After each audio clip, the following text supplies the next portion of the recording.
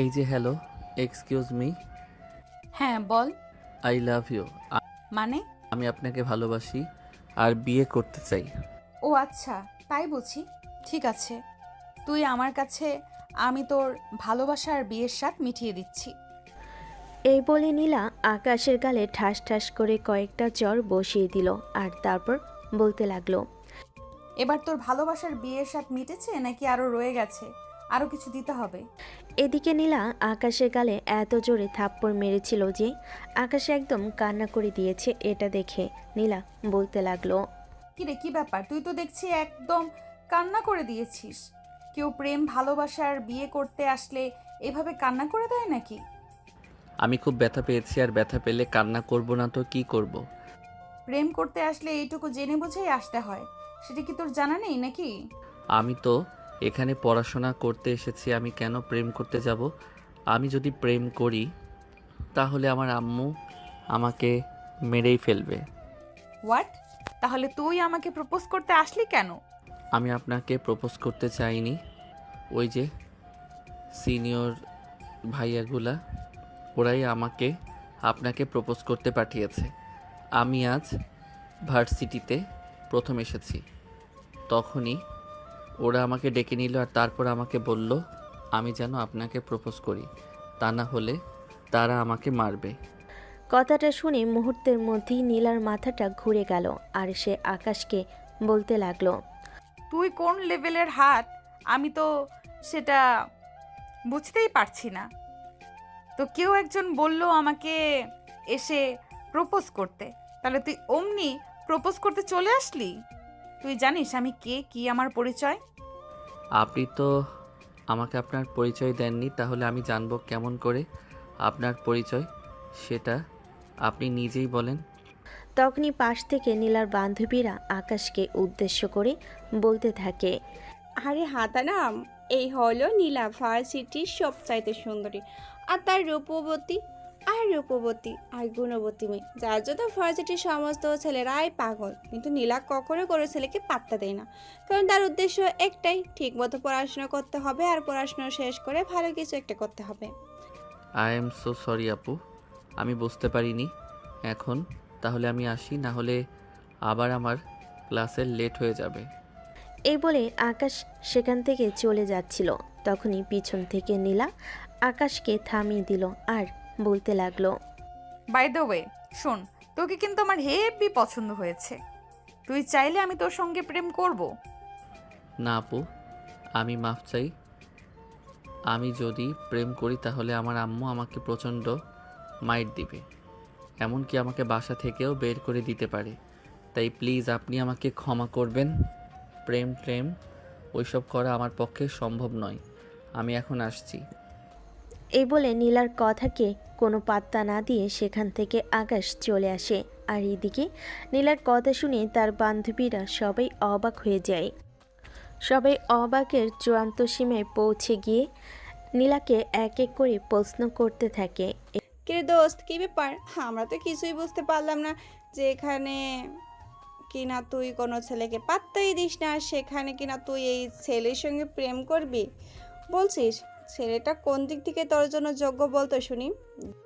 কাউকে ভালোবাসতে হলে যোগ্যতার প্রয়োজন হয় না। কাউকে ভালোবাসতে হলে সর্বপ্রথম প্রয়োজন হয় মন মানসিকতা, যেটা এই ছেলেটার মধ্যে আছে। ছেলেটা যথেষ্ট ইনোসেন্ট। দেখলি না মাকে কথাটা ভয় পায়, তাহলে বউকে কতটা ভয় পাবে সেটা তুই নিজেই চিন্তা কর। দোস্ত সত্যি আমরা তোর কথা বুঝতে পারছি না, তুই কি বলতে চাইছস আর কি করতে চাইছস? এইরকম একটা সাধারণ ছেলের সঙ্গে তুই প্রেম করবি? তোর মান ইজ্জত বলতে কোনো কিছু থাকবে? সেটা তুই একবার ভেবে দেখছিস? দেখ, মান সম্মান কচু পাতার পানি নয়। এইটুকু বাতাস লাগলে সেটা পড়ে যাবে বা হারিয়ে যাবে। আমার মান সম্মান ছিল, আছে আর থাকবে। এটা নিয়ে তোদের এত চিন্তা করতে হবে না। যাই হোক, চল, ক্লাসের টাইম হয়েছে, ক্লাসে যাওয়া যাক। এই বলে নীলা তার বান্ধবীদের নিয়ে ক্লাসরুমে চলে এলো। তো ভিউয়ার্স, গল্পে তো অনেক দূর চলে আসা হলো, কিন্তু এখনও নায়ক নায়িকার পরিচয়টা দেওয়া হলো না। চলুন নায়ক নায়িকার পরিচয়টা আপনাদের কাছেই দিয়ে দেওয়া যাক। আজ ভার্সিটিতে যে নতুন ছেলেটি এসেছে সেটি হলো আমাদের গল্পের নায়ক আকাশ। এই বছরই ভার্সিটিতে ভর্তি হয়েছে। বাবা মায়ের একমাত্র সন্তান, কিন্তু প্রচণ্ড বোকা আর মাকে প্রচণ্ড ভয় পায়। আর এইদিকে আকাশের গার্লফ্রেন্ড নায়িকা নীলা, সেও অনার্স প্রথম বর্ষের ছাত্রী, কিন্তু তফাৎ হলো দুজন দুই ডিপার্টমেন্টে। তাছাড়া আকাশ ভার্সিটি শুরু হওয়ার প্রায় মাসখানেক পর অ্যাডমিশন নিয়েছে, আর নীলা বছরের প্রথম থেকেই আছে। আকাশ অসুস্থ ছিল, যার কারণে শুরু থেকে ক্লাসগুলো করতে পারেনি। এখন মোটামুটি সুস্থ হয়েছে, তাই আজ থেকে ভার্সিটিতে আসা শুরু করে দিয়েছে। সকালবেলা যখন ঘুম থেকে উঠে রেডি হয়ে ভার্সিটিতে আসার জন্য তৈরি হচ্ছিল, তখনই তার আম্মু তাকে বলতে লাগলো, দেখ বাবা, ভার্সিটিতে যাচ্ছিস খুব ভালো কথা, কিন্তু কখনো কোনো মেয়ের দিকে চোখ তুলেও তাকাবি না। এখনকার যুগের মেয়ে ছেলেরা ভালো নয়। যদি আমি কখনো এটা শুনেছি যে ভার্সিটিতে গিয়ে কোনো মেয়ের সঙ্গে কথা বলেছিস বা তাদের সঙ্গে প্রেমের সম্পর্ক করেছিস, তাহলে কিন্তু আমি তোকে মেরে ফেলবো। আম্মু, তুমি যে কি বলো না, আমি কখনো কোনো মেয়ের সঙ্গে কথা বলেছি তুমি দেখেছো? দেখবে এবারেও আমি কোনো মেয়ের সঙ্গে কথা বলবো না। আমার ব্যাপারে তুমি নিশ্চিত থাকতে পারো। আচ্ছা ঠিক আছে, তবে তাই যেন হয়। আমি যেন কখনো না শুনি তুই কোনো মেয়ের সঙ্গে কথা বলেছিস। আর হ্যাঁ, ভার্সিটি ছুটি হবার পর সোজা বাসায় চলে আসবি। কখনো কোথাও 1 মিনিটও টাইম নষ্ট করবি না, তাহলে কিন্তু আমি খুব রেগে যাব। এটা তোকে বলে দিলাম। আচ্ছা ঠিক আছে আম্মু, কোনো সমস্যা নেই। আমি কোনো মেয়ের সঙ্গে কথা বলবো না, তুমি নিশ্চিন্তে থাকতে পারো। এই বলে আকাশ তার মায়ের কাছ থেকে বিদায় নিয়ে বাসা থেকে বের হয়ে চলে আসে। ড্রাইভার তাকে ভার্সিটি পর্যন্ত পৌঁছে দিয়ে যায় আর তারপর চলে যায়। যদিও ড্রাইভার ভার্সিটির ভিতরে আসতে চেয়েছিল, কিন্তু আকাশ তাকে ভার্সিটির ভিতর আসতে দেয়নি, সেখান থেকেই চলে যেতে বলে। ভার্সিটির গেট দিয়ে ভেতরে প্রবেশ করতে যাবে, তখনই কয়েকটা ছেলে তাকে ডেকে নেয় আর বলতে থাকে, এই শোন, ভার্সিটিতে নতুন নাকি? জি হ্যাঁ ভাইয়া, আমি আজকে ভার্সিটিতে প্রথম এসেছি। যদিও আগে অ্যাডমিশন নিয়েছিলাম, কিন্তু অসুস্থ থাকার কারণে ক্লাস করা হয়নি। ও আচ্ছা ঠিক আছে, বুঝতে পেরেছি। এদিকে আয়, তোর সঙ্গে একটু কথা আছে। শোন, আমি এই ভার্সিটির সিনিয়র, আর ভার্সিটিতে জুনিয়র যারা আছে সবাই আমার কথা শুনে চলে। এখন থেকে তোকেও আমার কথা শুনে চলতে হবে। কি বলেন ভাইয়া? ঠিক আছে, কোনো সমস্যা নেই, আমিও আপনার কথা শুনবো। এই তো গুড বাই। আচ্ছা ঠিক আছে, শোন, তোকে বেশি কাজ করতে হবে না। ওই যে সুন্দরী মেয়েটাকে দেখতে পাচ্ছিস, ওই মেয়েটাকে প্রপোজ করবি, আই লাভ ইউ বলবি। আই এম সো সরি ভাইয়া, আমি এটা করতে পারবো না। কারণ আমি যদি এটা করি তাহলে আমার আম্মু আমাকে প্রচণ্ড মাইট দিবে। আমার আম্মু আমাকে নিষেধ করে দিয়েছে আমি যেন কোনো মেয়ের সঙ্গে কথা না বলি। ও আচ্ছা তাই বুঝি, তাহলে ঠিক আছে। তুই যদি ওই মেয়েটার সঙ্গে কথা বলতে না পারিস, মেয়েটাকে প্রপোজ করতে না পারিস, তোর এই ভার্সিটিতে পড়াশোনা করাই হবে না। কারণ ভার্সিটিতে সেটাই নিয়ম যেটা আমি তৈরি করি। তখনই শুভর সঙ্গে থাকা ছেলেরাও সমস্বরে বলতে লাগলো, ওই শোন, তুই যদি এই ফার্সিতে পড়াশোনা করিস তাহলে ভাইয়ের কথা শুনে চলতে হবে, তা না হলে তুই এখানে একদিনও টিকে থাকতে পারবি না। কিন্তু তাই বলে আমাকে এমন কাজ করতে হবে? আমার আম্মু যদি জানতে পারে তাহলে আমাকে খুব মাইট দিবে কিন্তু। আরে তুই ভয় পাচ্ছিস কেন? তোর আম্মু তো আর ফার্সিতে আসেনি যেটা তোর আম্মু জানতে পারবে যে তুই ফার্সিটিতে এসে কি করছিস। আচ্ছা ঠিক আছে, আপনারা যখন বলছেন তাহলে আমি এটা করব। কিন্তু মেয়েটা যদি আমাকে মারে তাহলে কি হবে? আরে ভাই শোন, ও যদি তোর মারে তাহলে তোর ফাঁক খুলে যাবে। রিপিট, আরে ভাই শোন, ও যদি তোরে মারে তাহলে তোর ভাগ্য খুলে যাবে। কারণ সুন্দরী মেয়েদের হাতে মার খেতে পারাটাও কিন্তু ভাগ্যের ব্যাপার। তুই তার হাতের স্পর্শ তো পেতে পারবি। জানিস, ও আমাদের ভার্সিটির সব থেকে সুন্দরী মেয়ে। অহংকার আদ্যে আমাকে মাটিতে পা পড়ে না। কোন ছেলের প্রপোজাল অ্যাকসেপ্ট করবে তা না, তোকে দিয়ে আমরা ওকে প্রপোজ করাতে চাই, দেখি কি রিয়াকশন হয়। আচ্ছা ভাই ঠিক আছে, কিন্তু আমি যেন কোনো সমস্যায় না পড়ি। আরে বাল, তুই এত চিন্তা করতেছিস কেন? বললাম তো, তোর চিন্তা করার কিছুই নেই। যা হয় আমি সামলে নেব, তোকে এত কিছু চিন্তা করতে হবে না। এখন তোকে যেটা বলেছি চুপচাপ সেটাই কর, তা না হলে যেটা হবে সেটা নিয়ে তোকে আজীবন চিন্তা করতে হবে। হ্যাঁ ভাই, একদম ঠিক কথাই বলেছিস তুই। যদি ফাইয়ের কথা না শুনিস তাহলে তোকে এই ভার্সিটিতে পড়াশোনা করতে দেওয়া হবে না।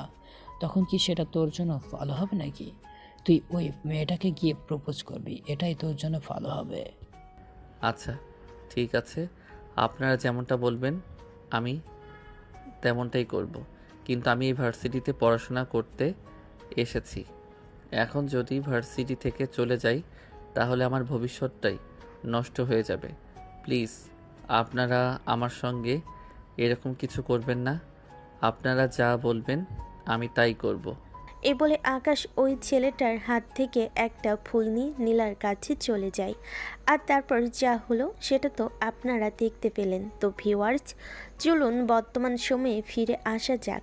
ভার্সিটি শেষ করে বাসে যাওয়ার জন্য রওনা দেয় আকাশ। আর ঠিক তখনই নীলা তার সামনে এসে দাঁড়ায়। তারপরেই বলতে থাকে, ওই হিরো, তোর বাসাটা কোথায় রে? কেন? আমার বাসা দিয়ে আপনি কি করবেন? আপনার কোনো প্রয়োজন আছে নাকি? ওই হারামজাদা শোন, আমার মুখের ওপর কথা বলা আমার একদমই পছন্দ নয়।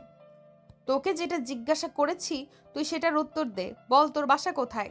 আমার বাসা তো উত্তরার 11 নম্বর সেক্টরে। কিন্তু কেন আপনি এসব কথা কেন জিজ্ঞাসা করছেন? আমি তো সেটাই বুঝতে পারছি না। তোকে এত কিছু বুঝতে হবে না, তুই আমার সঙ্গে চল।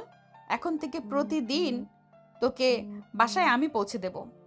এই বলে নীলা ক্যাম্পাস থেকে নিজের বাইকটা বের করে আর তারপর ওই আকাশকে তার বাইকের পেছনে উঠে বসতে বলে। এদিকে আকাশ একটা ছেলে মানুষ, আর একটা ছেলে হয়ে একটা মেয়ের বাইকের পেছনে উঠে বসে অতটাও সহজ নয়। তাই আকাশ চুপচাপ দাঁড়িয়ে থাকে। আর তখনই নীলা আরও বলতে থাকে, কিরে কি হলো? তোকে কি বললাম, তুই কি কানে শুনতে পাস না নাকি? না মানে আসলে আমার আম্মু বলেছে রিকশায় করে ভার্সিটিতে যাওয়া আসা করতে। আমি যদি আপনার সঙ্গে যাই তাহলে আমার আম্মু আমাকে বকা দিবে, এমনকি আমাকে মাইরও দিতে পারে। আরে বুদ্ধু, কিছুই হবে না, তুই আমার সঙ্গে চলে আয়।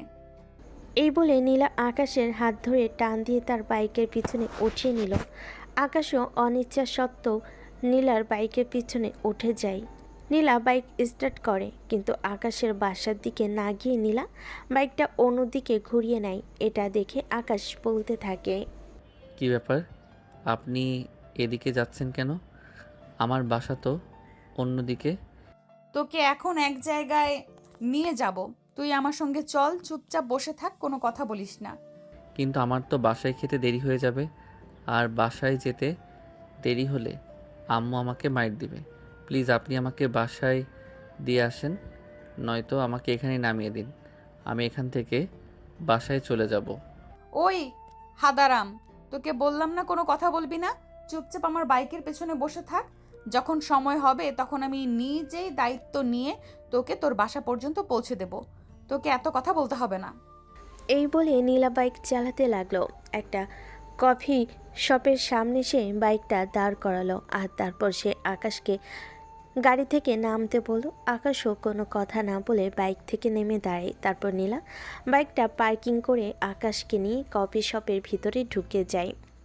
শপের ভিতরে ঢুকে নীলা ওয়েটারকে ডেকে নিয়ে দুজনের জন্য 2 কাপ কফি অর্ডার করলো। আর তারপরই আকাশকে বলতে লাগলো, আচ্ছা তুই প্রেম করিস?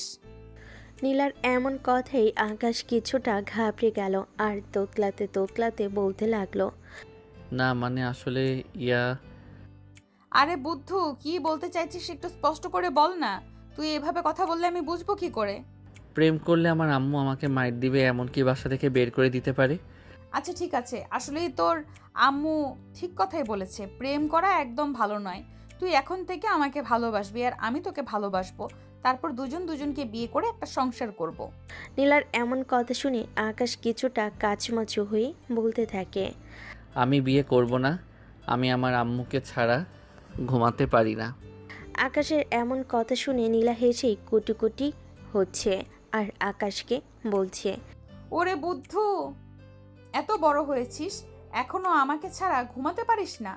তোর মতো ছেলে বিয়ে করলে তো 3 বাচ্চার বাবা হয়ে যাবি। এখনো মাম্মাস বয় হয়ে থাকলে চলবে? এখন তো একা ঘুমানোর অভ্যাস কর, তা না হলে বিয়ের পর বউ আর শাশুড়ি মিলে ঝগড়া করবে তোকে নিয়ে ঘুমানোর জন্য। এই জন্যই তো আমি বিয়ে করব না, কারণ আমার আম্মু প্রচণ্ড রাগী। আমার বউ যদি আমাকে আম্মুর সঙ্গে ঘুমাতে না দেয় তাহলে আমার আম্মু আমাকেই মাইর দিবে। সেজন্য আমি চিন্তা করেছি বিয়ে করব না। বোকাচোদা বলে কি? তুই ছেলে হয়ে জন্ম নিয়েছিস, বিয়ে করবি না করবি? বিয়ে করবি, বউয়ের আদর নিবি, ভালোবাসা নিবি, সংসার করবি, তারপর একটা ছোট বাচ্চা হবে, সব মিলিয়ে খুব সুখের সংসার কাটাবি। আপু প্লিজ এসব কথা বলবেন না। আমার আম্মু শুনলে আমাকে সত্যি খুব বকা দিবে। তাছাড়া বাসায় যেতে দেরি হয়ে যাচ্ছে।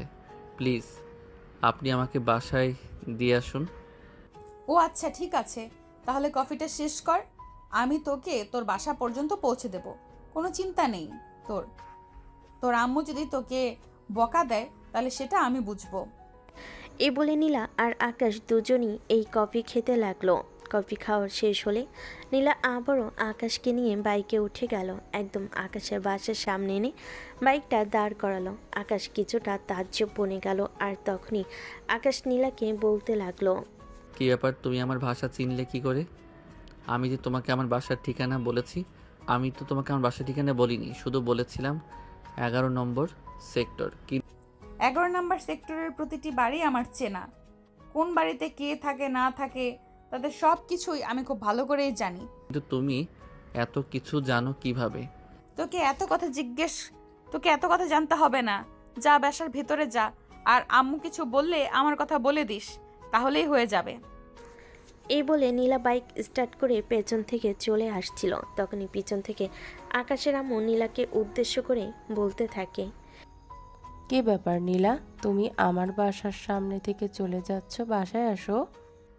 না আন্টি, অন্যদিন আসবো। আর আন্টি, আপনার ছেলেকে আমাদের ভার্সিটিতে ভর্তি করিয়েছেন সেটা বলবেন না? আসলে তুমি তো জানোই আমার ছেলেটা ছোটবেলা থেকেই একটু হাবাগোবা টাইপের। তাছাড়া ছোটবেলা থেকেই বয়েজ স্কুলগুলোতে পড়াশোনা করেছে, এখন ভার্সিটিতে ভর্তি হয়েছে। বছরের শুরুর দিকে একটু অসুস্থ ছিল, তাই বেশ কয়েকদিন ক্লাস করতে পারেনি। আর আজকে থেকে ক্লাসে গিয়েছে। আমি তো ভাবছিলাম আজ বিকেলে একবার তোমাদের বাসায় নিয়ে যাব, আর তারপর তোমার সঙ্গে পরিচয় করিয়ে দেব। কিন্তু আন্টি, সেটার আর কোনো প্রয়োজন হলো না। আপনার ছেলে নিজে থেকেই আমার সঙ্গে পরিচয় হয়ে গেল। যাই হোক আন্টি, আপনার কোনো চিন্তা নেই। এখন থেকে প্রতিদিন আপনার ছেলেকে আমি দায়িত্ব নিয়ে ভার্সিটিতে যাওয়া আসা করাতে পারবো। যাই হোক, তুমি সেখানে আছো এটা জেনে নিশ্চিন্ত হলাম। সত্যি আমার ছেলেটাকে দেখে রাখার জন্য একজন মানুষ খুবই প্রয়োজন ছিল। তোমাকে পেয়ে গেলাম সেহেতু খুব ভালো হলো। এই বলে নীলা আর আকাশের আম্মু বেশ কিছুক্ষণ দাঁড়িয়ে দাঁড়িয়ে গল্পগুজব করে। আর এইদিকে আকাশ ততক্ষণে বাসার ভিতরে ঢুকে গেছে। আকাশ এসবের কোনো কিছুই বুঝতে পারে না আর বোঝার চেষ্টাও করে না। সে তার মতো বেঁচে থাকতে পারলেই হলো। তার লাইফে পার্সোনালিটি বলতে কোনো কিছুই নেই। এদিকে নীলা তখন আকাশের আম্মুকে বলতে থাকে, আন্টি, যেখানে আমি আছি সেখানে আকাশকে নিয়ে আপনার চিন্তা করার কোনো কিছুই নেই। আমি ঠিক সামলে নেব, আপনি নিশ্চিন্তে থাকুন। আমি জানতাম না তুমি এমন কথাই বলবে, তাই তো আমি এই ইউনিভার্সিটিতেই আমার ছেলেকে ভর্তি করিয়েছি। তুমি তো জানোই আমার ছেলেটা ছোটবেলা থেকেই এরকম একটু হাবাগোবা টাইপের। ঠিক আছে আন্টি, আমি বললাম তো, আপনার চিন্তার কোনো কারণ নেই, আমি সবটা সামলাতে পারবো। আজ তাহলে আসি, আমাকে আবার বাসায় ফিরতে হবে, বাসায় একটু কাজ আছে। এই বলে নীলা আকাশের আম্মুর কাছ থেকে বিদায় নিয়ে সেখান থেকে চলে গেল। এদিকে আকাশের আম্মু বাসার ভিতর প্রবেশ করেই দেখতে পারেন আকাশ নিজের রুমে বসে টিভি দেখছে। ভার্সিটি থেকে এসে এখনও নিজের শরীরের জামা কাপড় চেঞ্জ করেনি। এটা দেখে আকাশের আম্মু আকাশকে বলতে লাগলো, কি রে বাবা, কি হয়েছে? তোর ভার্সিটি থেকে এসেছিস সেই কখন, এখনো শরীরের জামা কাপড় চেঞ্জ করিসনি তুই কেন?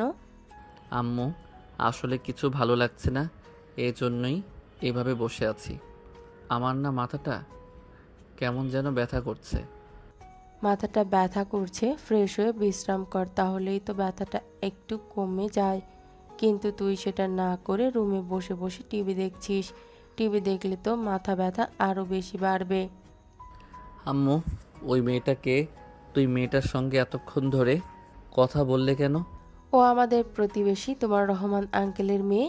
ও এই ভার্সিটিতে পড়াশোনা করে বলে তোমাকে ভর্তি করিয়েছি, যদিও তোমার ওর সাথে কখনো সেভাবে পরিচয় হয়ে ওঠেনি, কারণ সে অন্য শহর থেকে এতদিন পড়াশোনা করেছে আর এবছরে এখানে এসে ভর্তি হয়েছে। যাই হোক, আমি ওকে বলে দিয়েছি ও সব সময় তো খেয়াল রাখবে। আর হ্যাঁ, ও যে কথা বলে সেটা তুমি মেনে চলবে, কথাটা মনে থাকে যেন। ও আচ্ছা আম্মু, ঠিক আছে। আচ্ছা ঠিক আছে, তাহলে যাও ফ্রেশ হয়ে আসো, আমি তোমাকে খাবার দিচ্ছি। খাবার খেয়ে কিছুক্ষণ বিশ্রাম নাও, তাহলে শরীর ঠিক হয়ে যাবে। আকাশ তখন কোনো কথা না বলে ওয়াশরুমে চলে যায়। ফ্রেশ হয়ে এসে তার মায়ের দেওয়া খাবার খেয়ে নিজের রুমে গিয়ে ঘুমিয়ে পড়ে। পরের দিন সকালবেলা মায়ের ডাকে ঘুম থেকে ওঠে আর তারপরে ফ্রেশ হয়ে রেডি হয়ে যায় ভার্সিটিতে যাওয়ার জন্য। বাসার গেটের সামনে দাঁড়াতেই দেখতে পেল নীলা মোটরসাইকেল নিয়ে দাঁড়িয়ে আছে।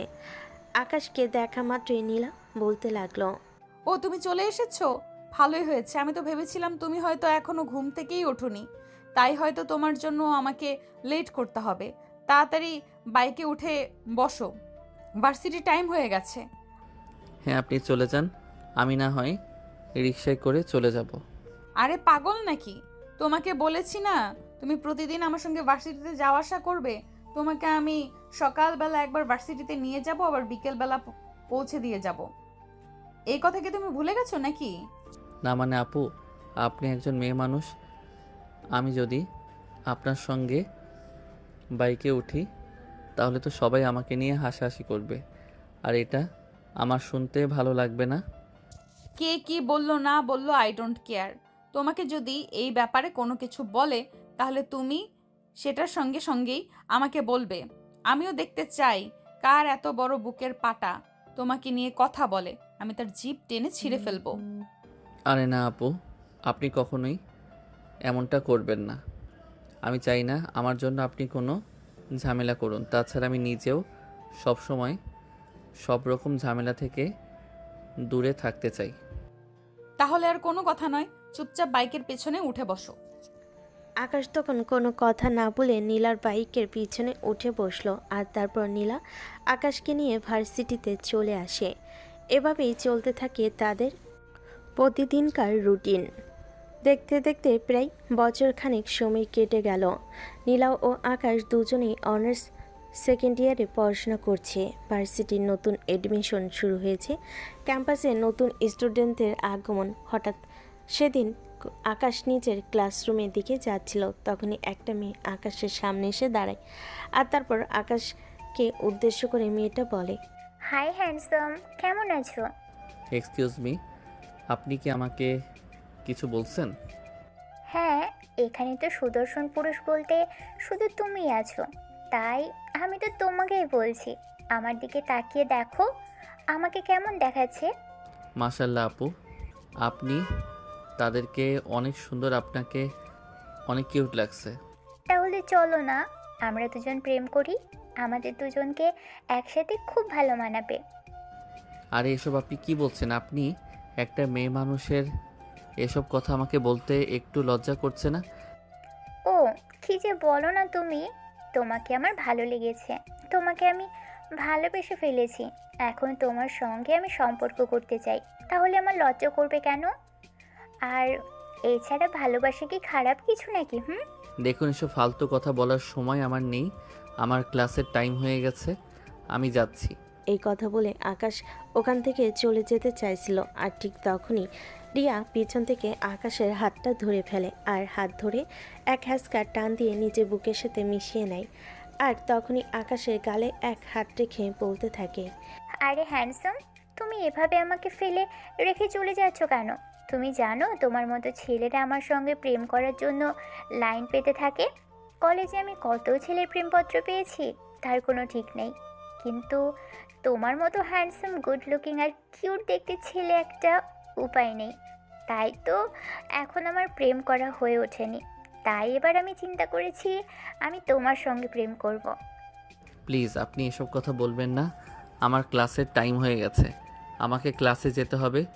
আমার হাতটা ছাড়ুন আর এখান থেকে যেতে দিন।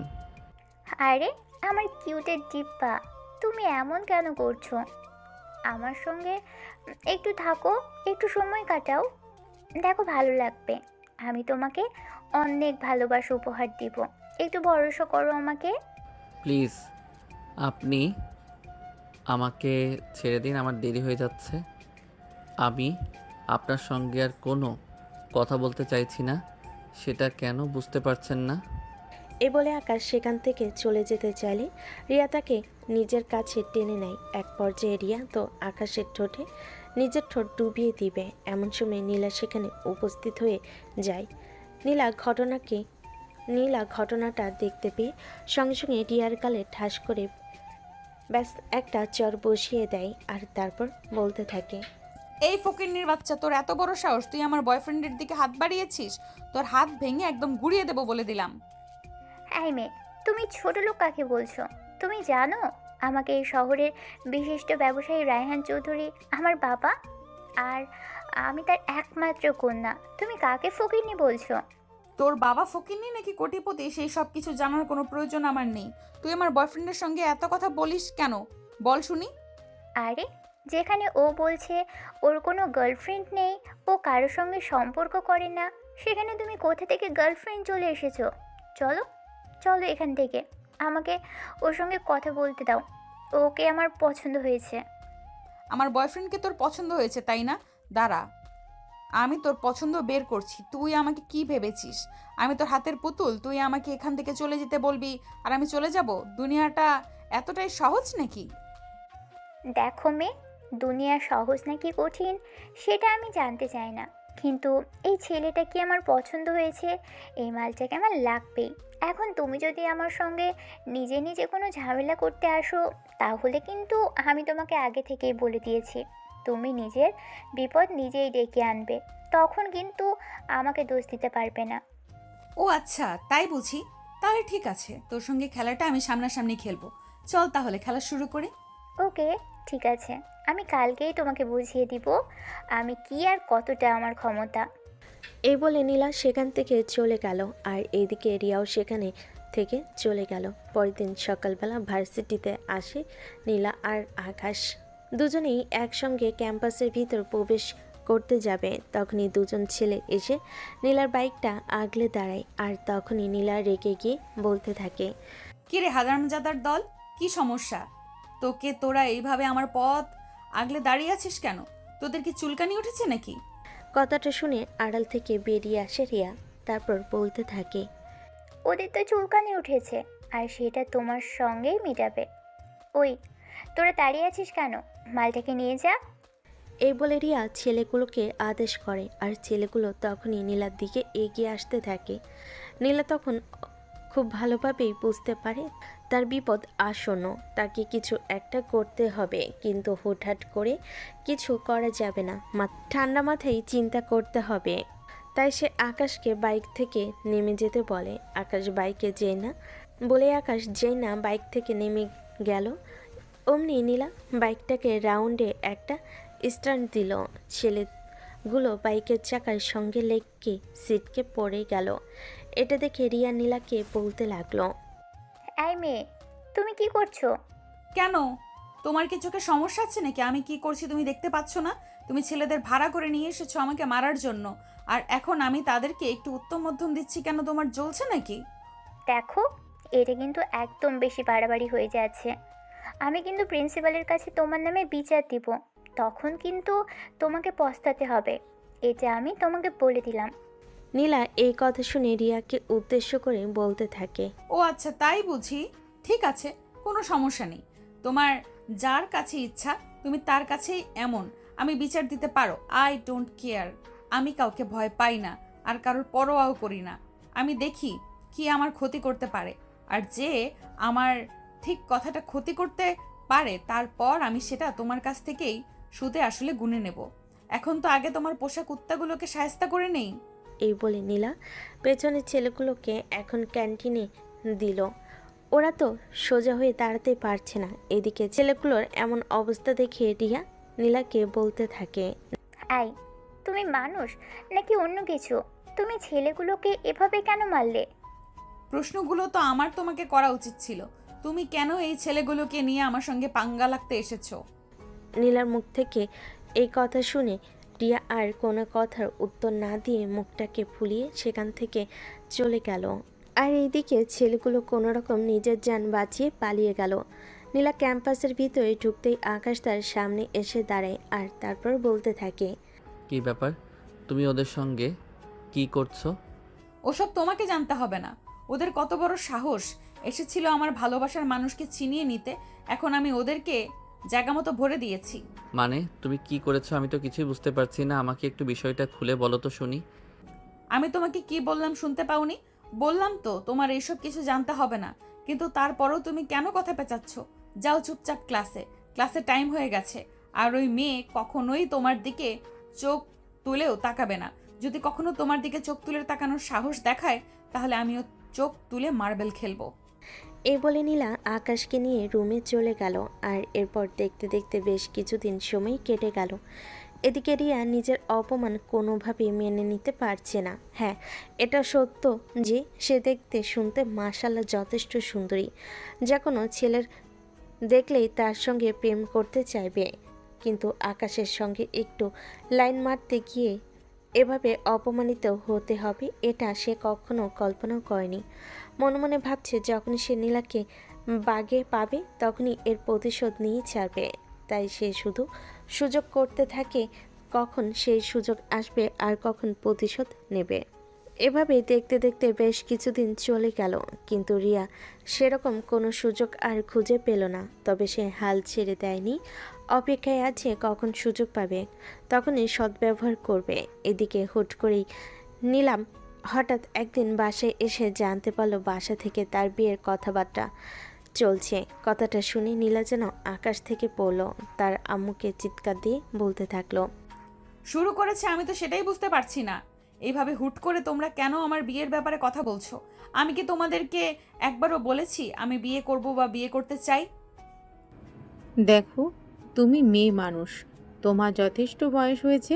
তাছাড়া তোমার বাবা সিদ্ধান্ত নিয়েছেন তোমাকে বিয়ে দেবেন। ওনার শরীরটা ইদানিং ভালো যাচ্ছে না। তোমাকে বিয়ে দিতে পারলেই আমরা মরে গিয়েও শান্তি পাবো। তোমরা মরে গিয়ে শান্তি পেতে চাইছো, কিন্তু আমি যে জীবিত থাকতে শান্তিতে থাকতে পারবো না সেটার কথা একবারও চিন্তা করেছো? না, মানুষ আসলে স্বার্থপর। বাবা মা সন্তানের ভালোর কথা একবারও চিন্তা করে না। দেখো, তুমি কথাটা এভাবে বলতে পারো না। আমরা তোমার মা বাবা, অবশ্যই তোমার ভালো চাই। আমরা কখনো তোমার খারাপ কিছু চাইতেই পারি না। তোমরা আমার কতটা ভালো চাও সেটা তো দেখতেই পাচ্ছি। সবে মাত্র অনার্স সেকেন্ড ইয়ারে পড়াশোনা করছি, আর এখনই তোমরা আমাকে জোর জবরদস্তি করে বিয়ে দিয়ে দিতে চাইছো। তোমরা তো জানো আমি পড়াশোনা করতে কতটা ভালোবাসি। এই মুহূর্তে আমি আমার পড়াশোনা নিয়েই থাকতে চাই, বিয়ে শাদী নিয়ে কোনো চিন্তা করতে চাই না। এই কথা শুনে বেশ কিছুক্ষণ চুপ করে থাকেন নীলার আম্মু। আর তারপর নীলার কাছে এসে নীলার মাথায় হাত বুলিয়ে দিতে দিতে বলতে থাকেন, দেখো মা, আমরা মেয়ে মানুষ, জীবনে এমন অনেক কিছু হয় যেগুলো আমাদেরকে ইচ্ছা না থাকলেও মেনে নিতে হয়। তোমাকেও সেটাই করতে হবে। তোমার বাবা যখন সিদ্ধান্ত নিয়েছেন তিনি তোমাকে বিয়ে দেবেন, তখন আমি বলবো এটা মেনে নেওয়াই বুদ্ধিমানের কাজ। তোমরা যাই কিছু বলো না কেন, আমি তোমাদের বুদ্ধিমান হয়ে বাঁচতে চাই না। আমি আমার মতো একটু স্বাধীনভাবে বেঁচে থাকতে চাই, যেখানে আমি আমার মতো কিছু একটা করতে পারবো। প্লিজ তোমরা আমাকে কোনো জোর জবরদস্তি করবে না। কথাটা বলে নিজের রুমের দিকে চলে যাচ্ছিল নীলা। তখনই পিছন থেকে তারা আম্মু বাসায় ঢুকতে ঢুকতে বলতে থাকে, দেখো, সব সময় তোমার ইচ্ছে মতো সবকিছু হবে না। আমি এখনো বেঁচে আছি, আর আমার সিদ্ধান্ত মেনে নিতে তুমি বাধ্য। কিন্তু আব্বু। আর কোনো কিন্তু নয়, তৈরি হয়ে নাও। কিছুক্ষণের মধ্যে পাত্রপক্ষ তোমাকে দেখতে চলে আসবে। আমি চাই না তুমি সেখানে কোনো ঝামেলা করো। নিজের রুমে চলে যায়। আর এদিকে নীলা নিজের রুমে বসে বসে ভেবে পায় না। এদিকে পাত্রপক্ষ চলে এসেছে নীলাকে দেখার জন্য।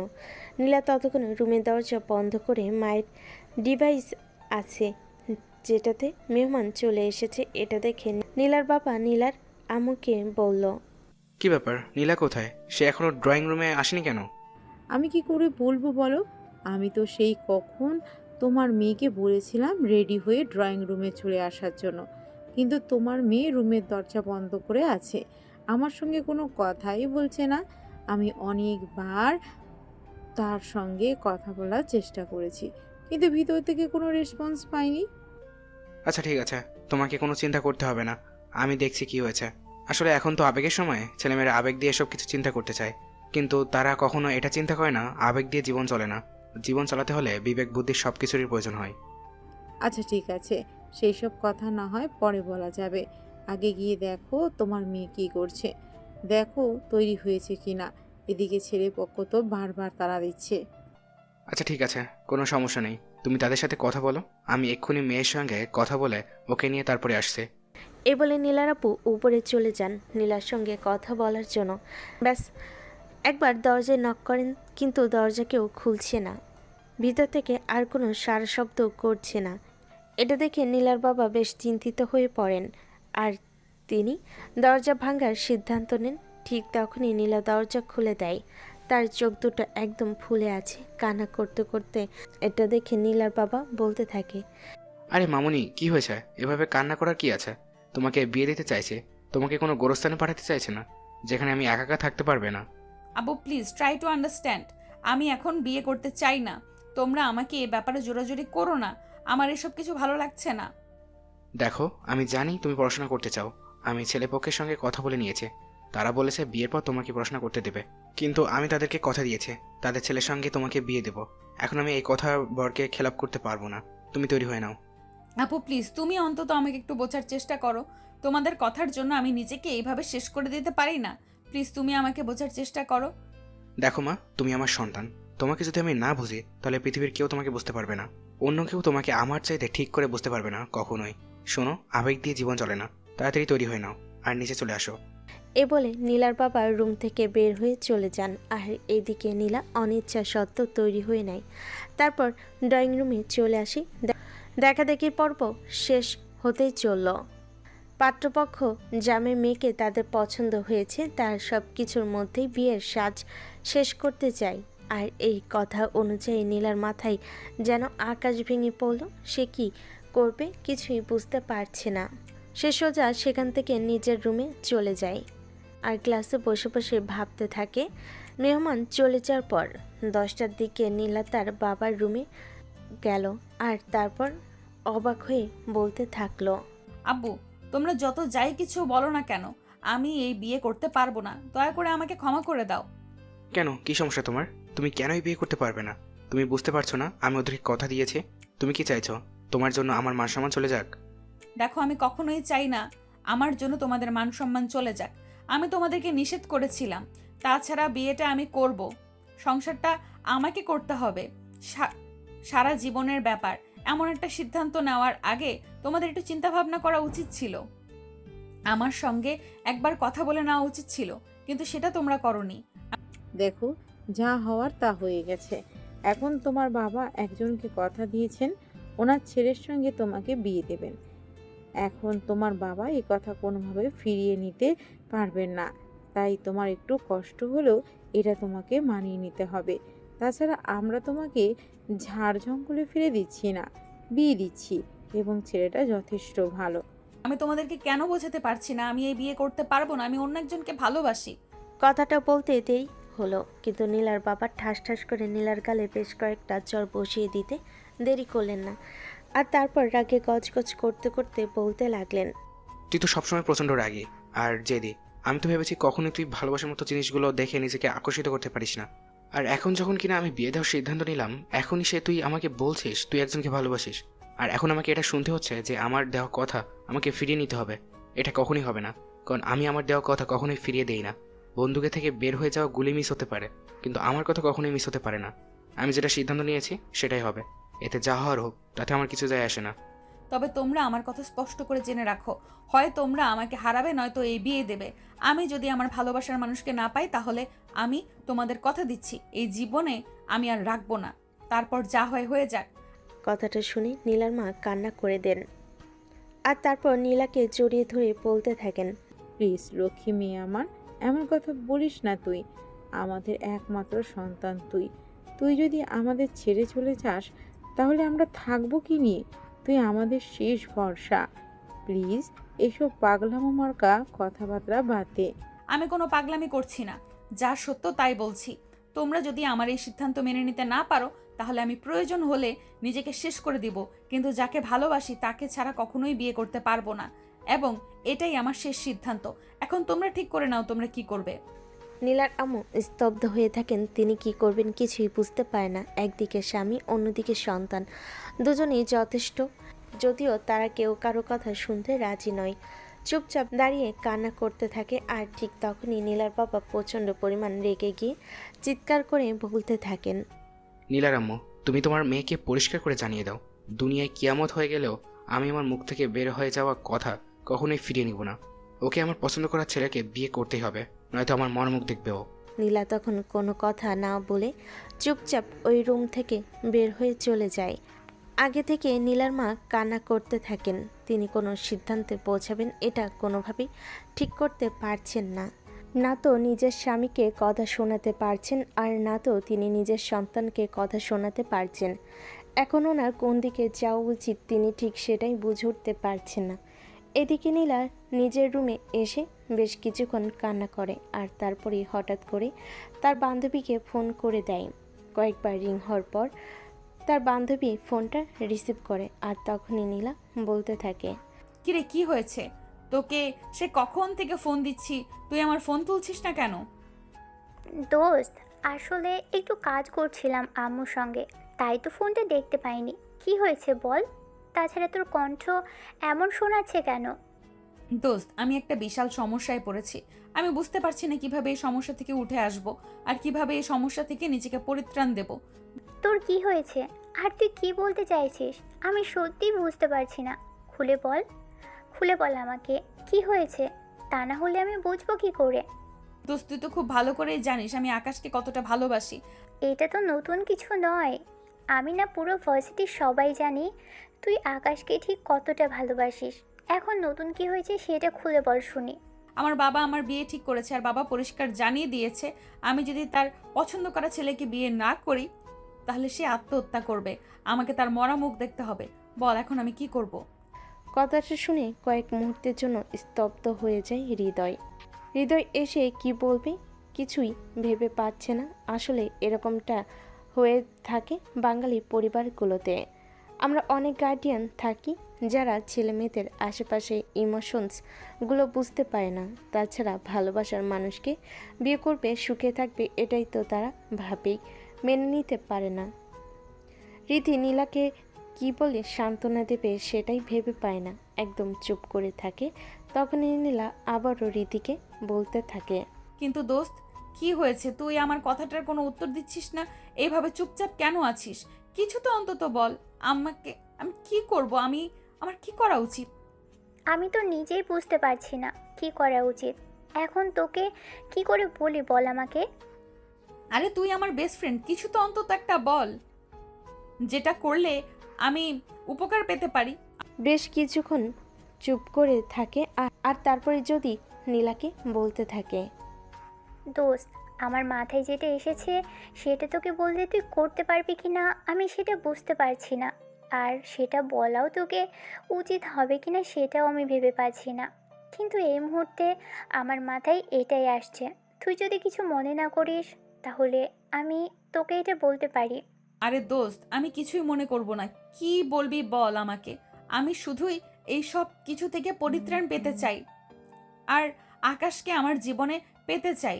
এর জন্য আমাকে যাই কিছু করতে হোক আমি তাই করতে রাজি আছি।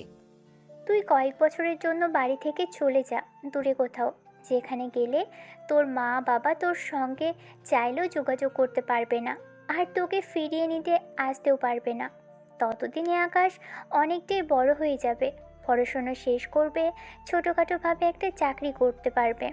তখন দুজনে বিয়ে করে সুখে শান্তিতে সংসার করিস। হ্যাঁ দোস্ত, তুই এটা একদম ঠিক কথাই বলেছিস। এটা তো আমার মাথাতেই আসেনি।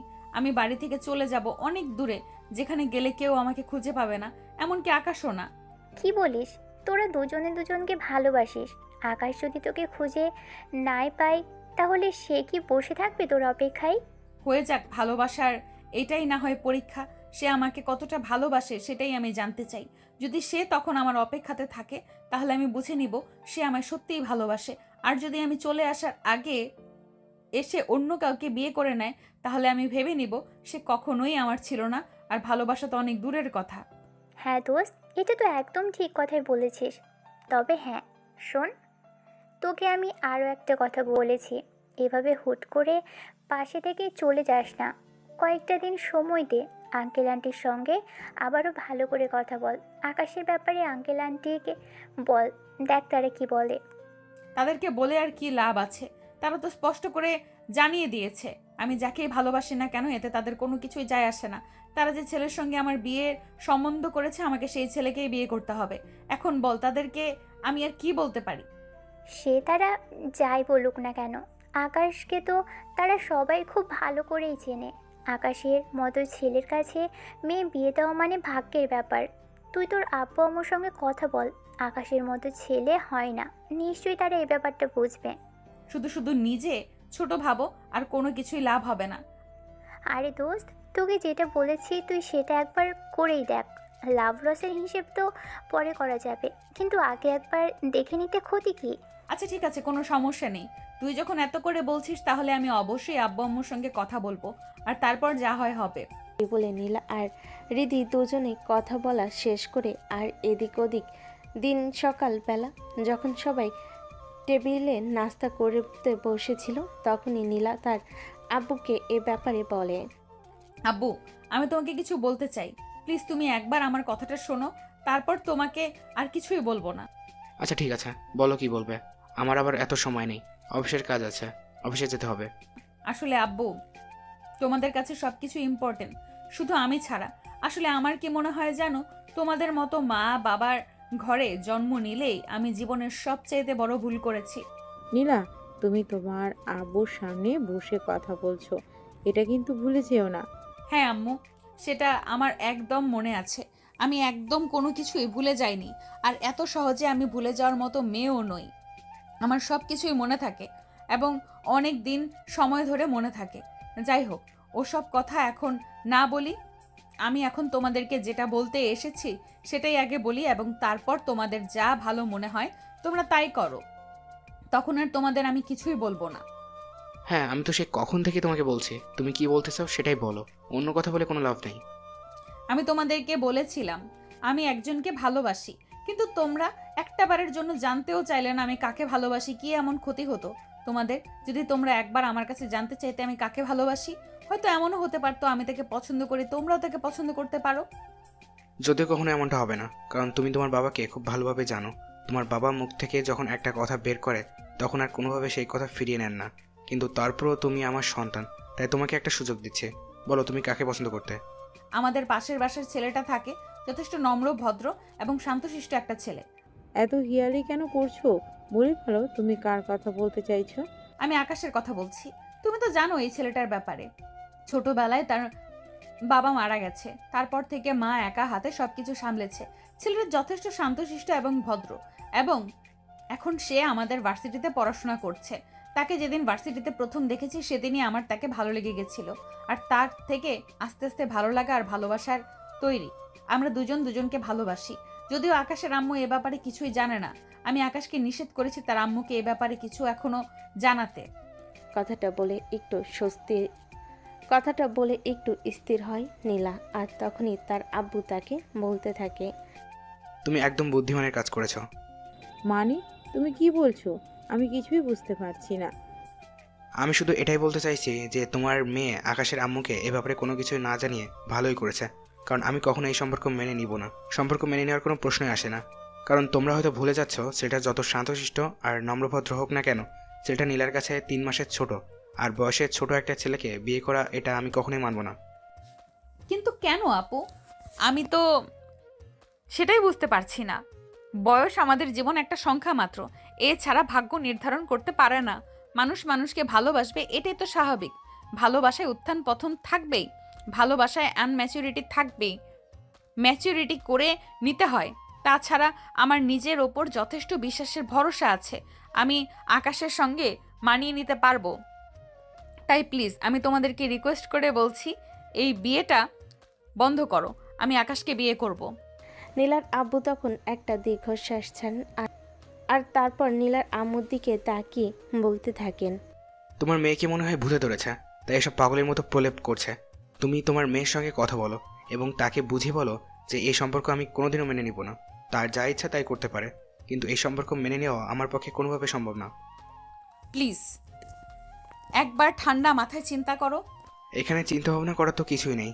যেটা সত্য সেটা তোমাকে বলে দিয়েছি। এখন আর আমি কিছুই করতে পারবো না। তোমাকে আমি স্পষ্ট বলে দিচ্ছি, এই সম্পর্ক আমি কোনোদিনও মেনে নিব না। আর যার সঙ্গে তোমার বিয়ে ঠিক করেছে আমি তার সঙ্গে তোমাকে বিয়ে দেব। এখন তুমি নিজেকে কীভাবে প্রিপেয়ার করবে সেটা তোমার ব্যক্তিগত ব্যাপার, তবে আমার সিদ্ধান্ত থেকে আমি এক চুলও নড়ব না। এটাই আমার শেষ কথা। এই বলে নীলার বাবা নাস্তার টেবিল থেকে উঠে যান আর নীলা নাস্তা না করেই নাস্তার টেবিলে বসে কান্না করতে থাকে। তখনই নীলার আম্মু নীলার পাশে গিয়ে দাঁড়ান আর তারপর বলতে থাকেন, দেখ রে মা, তোকে আগেও বলছি আর এখনও বলছি, মেয়েদের জীবনে এত কিছু শখ চাহিদা আর মনের মানুষ রাখতে হয় না। মেয়ে মানুষের জন্ম হয় মেনে নেওয়ার জন্য, মানিয়ে নেওয়ার জন্য। তুমিও সেটাই করো, তাহলে জীবনে সুখী হতে পারবে। আমার জীবনের সুখ বলতে শুধু আমি আকাশকেই বুঝি, তারপর আর কোনো সুখের আমার কাছে কোনো প্রয়োজন নেই। এই বলে নীলা রুম থেকে বের হয়ে চলে আসে। আর এদিকে নীলার বাবা এবং কর্তৃপক্ষের সম্মতিতে বিয়ের দিন তারিখ ঠিক করা হয়। আজ গায়ে হলুদ ছিল, আগামীকাল বিয়ে। কোনোভাবে নিজেকে ঠিক রাখতে পারছে না। ভালোবাসার একজনকে আর শরীর স্পর্শ করতে দেবে অন্যজনকে, এটা কোনোভাবেই তার পক্ষে সম্ভব নয়। তাই সে সিদ্ধান্ত নিল আজ রাতেই বাড়িতে পালিয়ে যাবে অনেক দূরে, যেখানে গেলে কেউ তাকে খুঁজে পাবে না, আকাশও না। রাত 11টা বাজতে না বাজতে নীলা নিজের সমস্ত জিনিসপত্র গুছিয়ে নিল আর ভোর রাতেই বাসা থেকে বের হয়ে যাবে, অনেক দূরে চলে যাবে।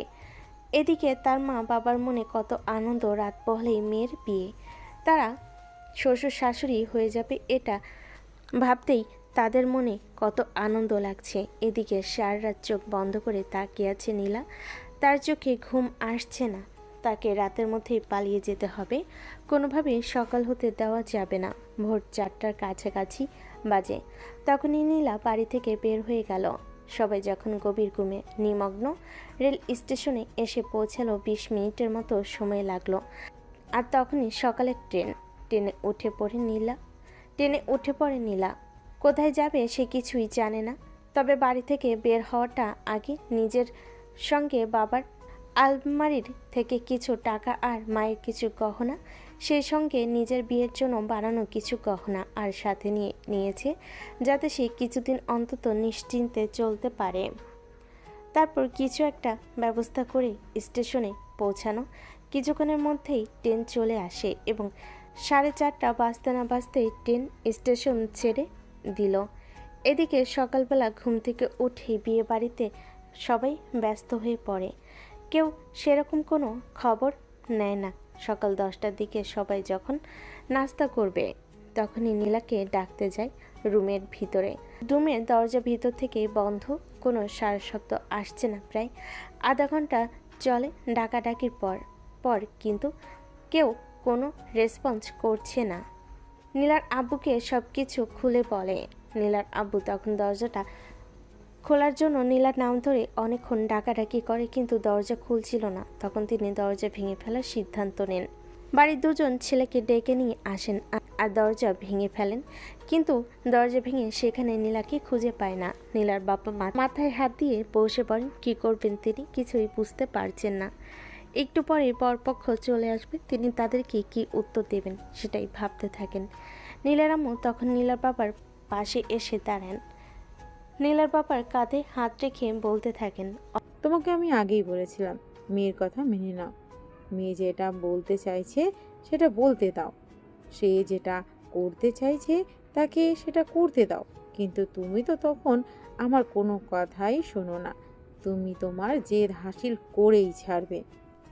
একদম চুপ, আর চুপচাপ এখান থেকে চলে যাও। আমি কিভাবে এই পরিস্থিতি সামলাবো সেটা আমি চিন্তা করছি। অনেক জোরে ধমক দিয়ে কথাটা বলাই বাড়ির সব মেহমানরা সহ নীলার আম্মু তখন সেখান থেকে চলে যায়। আর নীলার বাবা সেখানে বসে ভাবতে লাগলো, তবে কি নীলা আকাশের সঙ্গে পালিয়ে গেছে? কথাটা মাথায় আসছে না। আসলে যদি গাড়ি নিয়ে বের হয়ে যায় আকাশদের বাড়ির উদ্দেশ্যে, দরজার কলিং বেলে চাপ দেওয়ার কিছুক্ষণের মধ্যেই আকাশের আম্মু সে দরজা খুলে দেয়। তিনি নীলার আব্বুকে দেখে অবাক থাকেন। কি ব্যাপার ভাই সাহেব, কি হয়েছে? আজকে তো আপনার মেয়ের বিয়ে, তাহলে এত সকাল সকাল আপনি আমাদের বাড়িতে কেন? নীলার আব্বু তখন অনেকটাই রাগান্বিত হয়ে আকাশের আম্মুকে বলতে থাকেন। দেখুন, একদম নাটক করবে না। নাটক আমার সহ্য হচ্ছে না। আপনার ছেলে আমার মেয়েকে নিয়ে কোথায় গেছে সেটা আগে বলুন। তা না হলে কিন্তু আমার চাইতে খারাপ কেউ হবে না, এটা আমি আপনাকে বলে দিলাম। আকাশের আম্মু নীলার আব্বুর কথা শুনে যেন আকাশ থেকে বলেন তিনি কিছু বুঝতে পারছেন না। নীলয়ের আব্বু কি বলতে চাইছে তিনি অনেক রাগান্বিত হয়ে আছেন। তাই আকাশের আম্মু নিজেকে শান্ত করতে বলতে লাগলেন। দেখুন বাড়ির সবাই, আপনি কি বলতে চাইছেন আর কি বোঝাতে চাইছেন আমি কিছুই বুঝতে পারছি না। আপনি প্লিজ নিজের মাথাটা ঠান্ডা করুন আর শান্ত হয়ে আমাকে একটু খুলে বলুন কি হয়েছে। দেখুন, নাটক আমার একদম ভালো লাগে না, কিন্তু তারপরও ভদ্রতার খাতিরে আপনাকে জিজ্ঞাসা করছি, আপনার ছেলে আমার মেয়েকে নিয়ে কোথায় গেছে? আমার ছেলে আপনার মেয়েকে নিয়ে কোথাও যাবে? আমার ছেলে তো বাড়িতেই আছে। তাছাড়া আপনার মেয়ের ব্যাপারে তো আমরা কোনো কিছুই জানি না। আপনার মেয়ে আগে আগে আমার ছেলেকে ভার্সিটি থেকে বাসা পর্যন্ত পৌঁছে দিতেও, কিন্তু বিগত 1 সপ্তাহ যাবৎ আপনার মেয়ের সঙ্গে আমার ছেলের কোনো দেখাই হয় না। আমার ছেলে একা একাই ভার্সিটিতে যাওয়া আসা করছে। আমি আপনার কথা বিশ্বাস করতে পারছি না। আপনার ছেলে কোথায়? আপনার ছেলেকে ডেকে নিয়ে আসুন। আমি যতক্ষণ পর্যন্ত আপনার ছেলেকে দেখতে না পাচ্ছি ততক্ষণ পর্যন্ত আমি নিজেকে শান্ত করতে পারছি না। আমি খুব ভালো করে জানি আপনি আপনার ছেলেকে দেখতে পারেন না, কারণ আপনার ছেলে আমার মেয়েকে নিয়ে পালিয়ে গেছে। দেখুন, আমি তখনও বলছি আর এখনও বলছি আপনি ভুল কিছু ভাবছেন। আমার জন্য এরকম কোনো কাজ করতেই পারে না। আমার ছেলে বাড়িতেই আছে। আপনি এখানে প্লিজ 2 মিনিট বসুন, আমি এক্ষুনি আমার ছেলেকে ডেকে নিয়ে আসছি। আমি আপনার কথা বিশ্বাস করতে পারছি না। আপনার ছেলে কোথায়? আপনার ছেলেকে ডেকে আনুন। আমি আপনার বাড়িতে বসতে আসিনি। আপনি আমার সিচুয়েশনটা অবশ্যই বুঝতে পারছেন। আপনি আপনার ছেলেকে ডেকে নিয়ে আসুন। আমি আপনার ছেলের সঙ্গে কথা বলবো। নীলার আব্বুর কথাই তখন আকাশের আম্মু আর কোনো উত্তর না দিয়ে সোজা উপরে আকাশের রুমে চলে গেলেন। আকাশ তখন ঘুমাচ্ছিল, কারণ আজ শুক্রবার, ভার্সিটি বন্ধ। আর শুক্রবারে একটু দেরি করে ঘুম থেকে উঠে আকাশ মায়ের ডাকে ঘুম ভেঙে ওঠে। তারপর আকাশ তার আম্মুকে বলতে লাগলো। কি ব্যাপার আম্মু, কি হয়েছে? আমি তো কিছুই বুঝতে পারছি না। শুক্রবারে তো আমি দেরি করে ঘুম থেকে উঠি, এটা তো তোমরা সবাই জানো। তাহলে আজ এত সকাল সকাল আমাকে ঘুম থেকে ডেকে তুলেছো কেন? নীলা কোথায়? আরে আম্মু, এটা কেমন ধরনের আজব প্রশ্ন? নীলা কোথায়? আমি সেটা কি করে জানবো? আমি তো বাসায় আছি, সেটা তো দেখতেই পাচ্ছ। তাছাড়া বিগত কয়েকদিন ধরে নীলার সঙ্গে আমার দেখা সাক্ষাৎ আর কথা কোনোটাই হয় না, তাই তার ব্যাপারে আমি কোনো কিছুই জানি না। দেখো, আমি খুব ভালো করে জানি তুমি সব কিছু জানো, কারণ নীলা তোমার সঙ্গে দিনের বেশিরভাগ সময় কাটায়। তাই চুপচাপ বলে দাও নীলা কোথায় আছে। প্লিজ আম্মু, তুমি আমার কথা বিশ্বাস করো। নীলা কোথায় আছে, কোথায় গেছে, সেই সব ব্যাপারে আমি কোনো কিছু জানি না। আমি যেটুকু জানি সেইটুকু তোমাকে বলছি। নীলার ব্যাপারে আমি কিছুই জানি না। আচ্ছা ঠিক আছে, তাহলে তুমি আমার সঙ্গে চলো। ড্রয়িং রুমে নীলার আব্বু অপেক্ষা করছে। উনি সন্দেহ করছেন তুমি নীলাকে নিয়ে পালিয়ে এসেছো, তাই উনি আমাদের বাড়িতে এসেছেন তোমার সঙ্গে দেখা করতে। চলো আমার সঙ্গে, উনি ড্রয়িং রুমে আছেন। এসব তুমি কি বলছো? নীলা কোথায় গেছে আর কোথায় যেতে পারে? আমি তো কিছুই বুঝতে পারছি না। নীলার কি মাথা খারাপ হয়ে গেছে নাকি যে সে কোথাও চলে যাবে? তাছাড়া সে কোথাও যেতে যাবে কেন? আমি অত কিছু জানি না, জানতেও চাই না। তোমাকে যেটা বলেছি সেটাই করো। তুমি চলো আমার সঙ্গে ড্রয়িং রুমে। নীলার আব্বু অপেক্ষা করছে তোমার সঙ্গে কথা বলার জন্য। আকাশ তখন আর কোনো কথা না বলে চুপচাপ শুয়ে পড়ে। তার আম্মুর সঙ্গে ড্রয়িং রুমে চলে আসলো। ড্রয়িং রুমে নীলার আব্বু বসে আছে। আকাশকে দেখেই উঠে দাঁড়ালো আর তারপর সামনে এসে তার শার্টের কলার ধরে বলতে লাগলো। কিরে, আমার মেয়েকে কোথায় লুকিয়ে রেখেছিস বল। আঙ্কেল প্লিজ, আপনি আমার কলারটা ছাড়ুন। আপনাকে নিয়ে কোথায় আছে আমি সত্যি কোনো কিছু জানি না। তার সঙ্গে বেশ কয়েকদিন ধরে আমার কোনো কথা হয় না। সে ভার্সিটিতেও যায় না, তাহলে আমি তার সঙ্গে যোগাযোগ করব কিভাবে? দেখ, আমার মেয়ের বিয়ের সম্বন্ধ ঠিক হওয়ার পর আমার মেয়ে বলেছে সে তোকে ভালোবাসে, আর তুইও তাকে ভালোবাসিস। আর বিয়ের আগের দিন রাতে সে বাড়ি থেকে পালিয়ে গেছে। তার মানে তো এটাই স্পষ্ট যে সে তোর সঙ্গে গিয়েছে। এখন যদি কোনো ঝামেলায় পড়তে না চাস তাহলে চুপচাপ আমাকে বলে দে আমার মেয়ে কোথায় আছে। আমার মান সম্মানে যদি বিন্দু পরিমাণ আঘাত লাগে তাহলে তোকে আমি দেখে নিব। দেখুন আঙ্কেল, আমি আপনাকে প্রথম আর শেষবারের মতো বলছি, আপনার যা ভালো লাগে আপনি তাই করতে পারেন, কিন্তু তাই বলে সত্যটা কখনোই পাল্টে যাবে না। আমি যেটা জানি সেটা আপনাকে বলেছি। নীলা কোথায় আছে আমি সত্যি কোনো কিছু জানি না। তার সঙ্গে আমার কোনো যোগাযোগ নেই, কোনো কথা হয়নি এই কয়েকদিনের ভেতর। এখন আপনি যদি আমার কথা বিশ্বাস করতে না পারেন তাহলে সত্যি আমার কোনো কিছুই করার নেই। আই এম সো সরি, আমাকে ক্ষমা করতে পারেন। এই বলে আকাশ এখানে আর এক মুহূর্ত দেরি না করে নিজের রুমে চলে গেল। আর মনে মনে ভাবতে লাগলো, তবে কি নীলা সত্যি বাড়ি ছেড়ে কোথাও চলে গেছে? হ্যাঁ, এটা তো সত্যি যে সে নিজেও মনে মনে নীলাকে অনেকটাই ভালোবাসে। মনে মনে কেন বলছি, তাদের দুজনের ভালোবাসার প্রকাশ হয়েছিল যেটা ভার্সিটির সবাই জানতো। তবে নীলা কোথায় আছে কে জানে এই ব্যাপারে কোনো কিছু। এসব নিজের রুমে বসেই ভাবছিল নীলা। আকাশ কোনো কুল কিনারা খুঁজে পাচ্ছে না। আকাশ নিজের রুমে এসে নীলার সমস্ত বান্ধবীদেরকে ফোন দিল, কিন্তু কেউ তাকে এ ব্যাপারে কোনো সহযোগিতা করতে পারল না। সে রুমে বসে বসে নিজেই রান্না করে নিল নীলার জন্য। আর মনে মনে একটা মায়া তো আছেই, তবে নীলা কেন তাকে ছেড়ে চলে গেল? নীলা যদি অন্য একটা ছেলেকে বিয়ে করতে নাহি চাই, তবে অন্য একটা ছেলেকে বিয়ে করতে নাই পারতে, তাহলে এই কথা আকাশকে বলেই তো ঝামেলা মিটে যেত। কিন্তু কি দরকার শুধু শুধু এভাবে হুট করে কোথাও একটা চলে যাওয়ার, সবাইকে এতটা চিন্তিত ফেলে দেওয়ার। নীলার বাবা তখন হতাশ মনে বাড়িতে ফিরে আসেন। ড্রয়িং রুমের সোফায় মাথায় হাত দিয়ে বসে আছেন বাড়ির সব আত্মীয় স্বজন। চারপাশ থেকে ঘেরাও দিয়ে বসে আছে নীলার বাবা, কি বলবে সেটাই শোনার জন্য।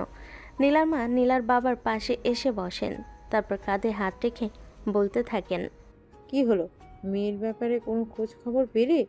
আমি তো তার সমস্ত বন্ধু বান্ধবের কাছে ফোন করেছি, কিন্তু কেউ এই ব্যাপারে আমাকে কোনো তথ্য দিতে পারলো না। তাহলে আমি কি করে তোমাকে কি বলি বলো তো? আমি তো সব জায়গায় খুঁজেছি, সবার সঙ্গে যোগাযোগ করার চেষ্টা করেছি, কিন্তু কোথাও কোনো ক্লু পাচ্ছি না যেটা দিয়ে আমি আমার মেয়েকে খুঁজে বের করতে পারি। তাহলে এখন কি হবে? আমি তো সেটাই ভেবে পাচ্ছি না। তুমি কিছু ভেবেছো কি? অত কিছু চিন্তা করার সময় আমার নেই। কপালে যা আছে তা হবেই।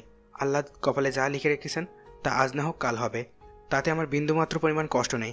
কিন্তু এখন আমি ছেলেপক্ষ থেকে জবাব যখন পত্রপক্ষ নিয়ে আমার বাড়িতে আসবেন, তখন আমিও তাকে কি বলে বিদায় জানাবো? ওরা তো মনে হয় অলরেডি রাস্তা পর্যন্ত চলে এসেছে। আমি তো সেটাই মনে মনে ভাবছি। এখন আমরা কি করব আর কি করা উচিত? আমরা এখন তাদের সামনে কোন মুখ নিয়ে দাঁড়াবো আর তাদেরকে কি বলে বিদায় করব? এসব চিন্তা করতে করতে প্রায় দুপুর হয়ে এলো। এতক্ষণে প্রায় পার্থক্য বাড়ির কাছাকাছি চলে এসেছে, কিন্তু বাড়িতে কোনো আয়োজন নেই। সবাই একদম নিশ্চুপ হয়ে দাঁড়িয়ে আছে। কেউ কারোর সঙ্গে কথা বলছে না, কেউ কারোর কথাই কোনো উত্তর দিচ্ছে না। সবাই একদম স্তব্ধ। হঠাৎই বাড়ির সামনে গাড়ির আওয়াজ শোনা গেল। কারোর বুঝতে বাকি রইল না বরপক্ষ চলে এসেছে।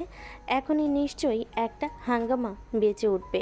এসব চিন্তা করতে করতে সবাই বাড়ির গেটের দিকে পা বাড়ালো। হ্যাঁ, সত্যি সত্যি বরপক্ষ চলে এসেছে। নীলার বাবার টেনশন যেন আরও বাড়তে লাগলো। কোনোরকম ছেলেপক্ষকে বাড়ির ভিতরে এনে বসানো হলো। ছেলেপক্ষ মেয়ের বাড়ির এরকম নিস্তব্ধতা দেখে মনে মনে সন্দেহ করতে লাগলো। আর এইদিকে নীলার বাবা তখনই ছেলের বাবাকে ডেকে একটু সাইডে নিয়ে গেলেন। ছেলের বাবার সন্দেহ যেন আরও তীব্র থেকে তীব্রতর হতে লাগলো। তিনি ছেলের বাবাকে আড়ালে ডেকে নিয়ে তার হাত দুটো ধরে বলতে লাগলো, ভাই সাহেব, আপনাকে আমি কি বলবো কিছুই ভেবে পাচ্ছি না, কিন্তু আমার কিছুই করার নেই। আমি খুবই দুঃখিত। আপনি কি বলতে চাইছেন? আমি কিছু বুঝতে পারছি না। প্লিজ আমাকে খুলে বলুন। আমার তো চিন্তা হচ্ছে আপনার হাবভাব দেখে। কি হয়েছে বলুন তো শুনি। আমি সত্যি কথা বলার ভাষা হারিয়ে ফেলেছি। আমার সঙ্গে এরকম কিছু হবে, এটা হবে আমি কল্পনাও করতে পারিনি। আপনার কাছে কোন মুখ নিয়ে আমি ক্ষমা চাইবো সেটাও ভেবে পাচ্ছি না। তবে কি সেরকমটাই হয়েছে যেরকমটা আমি মনে মনে আন্দাজ করছি? আমি জানি না আপনি মনে মনে কী আন্দাজ করেছেন, কিন্তু যেটা ভাবছি সেটা আমার বলতেও লজ্জা করছে। আমি কি করে বলি আপনাকে? আমার মেয়েকে সকাল থেকে কোথাও খুঁজে পাওয়া যাচ্ছে না। সব জায়গায় খোঁজখবর নেওয়া শেষ, কিন্তু কেউ আমার মেয়ের ব্যাপারে কোনো কিছুই জানে না। এটা বলা মাত্রই ছেলের বাবা বলতে লাগলো, হ্যাঁ, এরকমটা হবে না আগে থেকেই ভেবেছিলাম। কারণ এই যুগের ছেলেমেয়েরা এমনই হয়। তারা মা বাবার কোনো কথা শোনে না। যখন মা বাবা বিয়ে করাতে চায় তখনই বয়ফ্রেন্ডের সঙ্গে পালিয়ে যায়। কাকে বিশ্বাস করব আর কাকে অবিশ্বাস করো সেটাই তো ভেবে পাচ্ছি না। তবে এখন আমার ছেলের কি হবে সেটাই তো ভাবার বিষয়। আমি আপনার দুটো হাত ধরে ক্ষমা চাইছি। আপনার যা টাকা লোকসান হয়েছে সব আমি দিয়ে দেবো, কিন্তু প্লিজ আপনি এটা একটু সামলে দিয়ে নিন। এই মুহূর্তে আমি কিছু করতে পারবো না। আমার কিছুই করার নেই। কারণ আমার ছেলে এখানে বিয়ে করতে এসেছে, বউ নিয়ে বাড়িতে যাবে। এখন আমি তাকে কিভাবে গিয়ে বলবো তোমার বউ অন্য ছেলের সঙ্গে পালিয়ে গেছে? কথাগুলো নীলার বাবার জন্য কতটা লজ্জাজনক ছিল তিনি নিজেই বুঝতে পারছিলেন না। অতঃপর তিনি নিজের দিকে সংযত রেখে বলতে লাগলেন, দেখুন ভাই সাহেব, আমার মেয়ের কোনো ছেলের সঙ্গে রিলেশন নেই। সে শুধু আমাকে এটুকু বলেছিল সে এই মুহূর্তে বিয়ে করতে পারবে না, কিন্তু আমি আপনাকে কথা দিয়েছিলাম এই মুহূর্তে আপনার ছেলের সঙ্গে আমার মেয়ের বিয়ে দিব। আর তাকে জোর করতে গিয়েই আমার সঙ্গে এই অ্যাক্সিডেন্ট হয়ে গেছে। সো প্লিজ আপনি আমার মেয়েকে নিয়ে কোনো বাজে মন্তব্য করবেন না। আমার মেয়ে যেখানে আছে একাই আছে। আপনাদের যা ক্ষয়ক্ষতি হয়েছে তার ক্ষতিপূরণ আমি দেব, কিন্তু আমার মেয়েকে নিয়ে কোনো বাজে কথা আমি সহ্য করব না। শোনেন, আর বড় ভোগ করে কথা বলবেন না। যা হবার তা তো হয়ে গেছে। ক্ষতি তো আমার হয়েছে, আপনাদের হয়নি। এই যে এতগুলো মেহমান নিয়ে ছেলের শ্বশুর বাড়িতে এসেছি, আর এখন খালি হাতে ফিরে যেতে হবে। এটা আমার জন্য কতটা অপমানজনক সেটা শুধুমাত্র আমি বুঝতে পারছি। আপনাদের বোঝার ক্ষমতা নেই এসব। নীলার বাবা মাথা নিচু করে সব কিছু শুনছিল। কারণ এই মুহূর্তে তার আর কোনো উত্তর দেওয়ার কিছুই নেই। কি উত্তর দেবেন তিনি? আর কি বা উত্তর দেওয়ার আছে? নিজের আলমারি থেকে 10 লক্ষ টাকা এনে ছেলের বাবার হাতে তুলে দিল। আর ছেলের বাবা তখন সেটা হাতে নিয়ে কোনো রকমে বাড়ি থেকে বিদায় নিল। এরপর কেটে গেছে দীর্ঘ 3 বছর। ইতিমধ্যে নীলাকে ভুলতে শুরু করেছে, কিন্তু একটা মানুষের মনে এখনও নীলার নাম সারাটা হৃদয় জুড়ে আছে। সে চাইলেও 1 সেকেন্ডের জন্য সেই নামটা ভুলতে পারেনি। আর এটা হলো আকাশ। হ্যাঁ ভিউয়ার্স, আপনারা একদম ঠিকই শুনেছেন। নীলা চলে যাওয়ার পর আকাশ কেমন যেন হয়ে গেছে। এমনিতেই আকাশ যথেষ্ট শান্তশিষ্ট নম্র ভদ্র একজন ছেলে। আর নীলা চলে যাওয়ার পর থেকে একদম নিশ্চুপ হয়ে গেছে। কেউ তাকে চর্মেরও চলে গেল টু শব্দটুকু করে না, বরঞ্চ সেটা মুখে বুঝে সহ্য করে নেয়। যার যা ভালো লাগে সে তাই করে। আকাশ কারোর কথার কোনো উত্তর দেয় না। তবে পড়াশোনায় আগে থেকে যথেষ্ট মনোযোগী হয়েছে আকাশ। অনার্স ফার্স্ট ইয়ারে ডিভিশনে ফার্স্ট ক্লাস পেয়ে পাশ করেছে। আর পাশ করার পরপরই ভালো একটা কোম্পানিতে ভালো বেতনে চাকরিও পেয়ে গেছে। আজ আকাশ যাবে তার কোম্পানির হয়ে বড় একটা কোম্পানির সঙ্গে ডিল করতে। সেজন্য সকালবেলা ঘুম থেকে উঠেই তাড়াহুড়ো করে তৈরি হয়ে গিয়েছে। আর তার মা তার জন্য ডাইনিং টেবিলে নাস্তা বানিয়ে অপেক্ষা করছে। আকাশ নাস্তার টেবিলে বসা মাত্রই তার মা তাকে নাস্তা এগিয়ে দিল। আকাশ খেতে খেতে তার আম্মুকে বলল, আম্মু দোয়া করো, আজ একটা বড় কোম্পানির সঙ্গে ডিল ফাইনাল করতে যাব। যদি আমি এই দিনটা ফাইনাল করতে পারি তাহলে কোম্পানির পক্ষ থেকে আমাকে মোটা অঙ্কের একটা প্রমোশন দেওয়া হবে। হ্যাঁ অবশ্যই, তুমি আমার সন্তান। তোমার কোনো সব সময় আমার দোয়া মাথার ওপর থাকবে। আমি সব সময় দোয়া করি তুমি তোমার সব কাজে সফল হও। কিন্তু আম্মু একটা কাজে তো আমি পরাজয়ী রয়ে গেলাম। এখনও পর্যন্ত আমি আমার সেই মানুষটাকে খুঁজে পেলাম না। আজ 3 বছরের বেশি সময় কেটে গেল, কিন্তু এত খোঁজার পরেও তার কোনো খোঁজ আমি পেলাম না। কথাটা শুনে মুহূর্তের মধ্যে আকাশের মায়ের মুখটা কালো হয়ে গেল। কারণ তিনি নিজেও চাইতেন নীলা ফিরে আসুক। আকাশ তাকে সত্যি অনেক ভালোবাসে। তারা দুজনেই ভালোবেসে একসঙ্গে থাকতে পারলে আকাশের মায়ের কোনো সমস্যা ছিল না। আকাশের মা তখন আকাশকে বলতে থাকেন, দেখ বাবা, যা জীবন থেকে হারিয়ে গেছে তা নিয়ে আফসোস করো না। যেটা চলে যাওয়ার সেটা চলে গেছে, নিশ্চয়ই আল্লাহ তোমার জন্য ভালো কিছু রেখেছে। এই সব কিছু এখন অন্তত ভুলে যাও, ভবিষ্যতের দিকে ফোকাস করো। আল্লাহ যা কপালে রেখেছে সেটা মেনে নাও। আম্মু, যাকে আমি মন থেকে ভালোবেসেছিলাম তাকে ভুলে যাওয়া আমার জন্য অতটাও সহজ নয়। যতটা সহজ করে তুমি বলছো, তাকে আমি আমার নিজের জীবনের চাইতে অনেক বেশি ভালোবাসি। আমি জীবনের শেষ মুহূর্ত পর্যন্ত তার জন্য অপেক্ষা করব। সে যদি কখনো আমার কাছে ফিরে আসে, অবশ্যই আমি তাকে গ্রহণ করব। আমি সত্যিই জানি না আদৌ জীবনে এমন কোনো দিন আসবে কি না, তবে তোমার জন্য অবশ্যই আমার শুভকামনা থাকবে। তুমি তোমার লক্ষ্যে পৌঁছাও, তুমি তোমার মনের মানুষকে খুঁজে পাও, ভালোবাসাকে খুঁজে পাও, তাকে নিয়ে ভালো থাকো। কারণ তুমি আমার একমাত্র সন্তান। আমার কাছে আমার সন্তানের ভালো থাকাটাই সবচাইতে আগে। কারণ আমি আর 5টা বাবা মায়ের মতো নই যে নিজের যে হাসিল করতে গিয়ে সন্তানের জন্য খারাপ কিছু করে বসবো। কথা বলতে বলতে আকাশের খাওয়া শেষ হয়ে গেল। সে তার মায়ের কাছ থেকে বিদায় নিয়ে বাসা থেকে বের হয়ে পড়ল। উদ্দেশ্য, প্রথমে অফিসে যাবে, তারপর ক্লায়েন্টের মিটিংয়ে। অফিসে এসে নিজের প্রয়োজনীয় সকল ডকুমেন্ট নিজের সঙ্গে নিয়ে নিল আর তারপর বের হয়ে পড়ল অফিস থেকে। বের হয়ে একটা 5 স্টার হোটেলের সামনে এসে দাঁড়ালো। এখানেই আজ মিটিং হবে নতুন ক্লায়েন্টের সঙ্গে, যিনি দেশসেরা 10টি কোম্পানির একটি কোম্পানির ওনার। কিছুক্ষণের মধ্যেই তার মোবাইলে একটা কল আসলো, আর সেই কলটা পাওয়া মাত্রই হোটেলের ভিতর চলে গেল ভিআইপি রুম। সেখানে তার মতো আরও কয়েকজন অপেক্ষা করছে, যারা এই ডিলটা নিজেদের কোম্পানির জন্য নিয়ে যেতে চায়। কিন্তু আকাশ আজ প্রতিজ্ঞা করে এসেছে, যেভাবেই হোক এই ডিলটা নিজের কোম্পানির জন্যই নিবে আর নিজের একটা মোটা অঙ্কের প্রমোশন করাবে। প্রায় 1 ঘন্টা ধরে বসে আছে তারা সবাই একই রুমে। অনেকক্ষণ পর একজন স্যুট পরিহিত মহিলা, চোখে সানগ্লাস, চুলগুলো ছোট ছোট করে কাটা, কপালের অর্ধেকটা ঢাকা পড়ে আছে। চেহারা ঠিকমতো বোঝা যাচ্ছে না, তবে হাত পা দেখে মনে হচ্ছে যথেষ্ট সুন্দরী। রুমের ভিতর প্রবেশ করে আকাশের দিকে হাঁ করে তাকিয়ে আছে। আকাশের দিকে এমনভাবে তাকিয়ে আছে, আকাশ এসব ভেবে অনেকটা ভরকে গেল। গলায় কাশি দিয়ে বসে পড়ার চেষ্টা করলো। তখনই মেয়েটা আকাশের সামনে এসে দাঁড়ায়, আকাশের কাঁধে হাত রেখে বলে, আকাশ, তুমি এখানে? কণ্ঠস্বরটা আকাশে অনেক দিনের চেনা, তাই আর চিনে নিতে কষ্ট করতে হলো না এটা নীলা। আকাশ তখনই নীলাকে সবার সামনে জড়িয়ে ধরে আর বলতে থাকে, নীলা, এতদিন তুমি কোথায় ছিলে?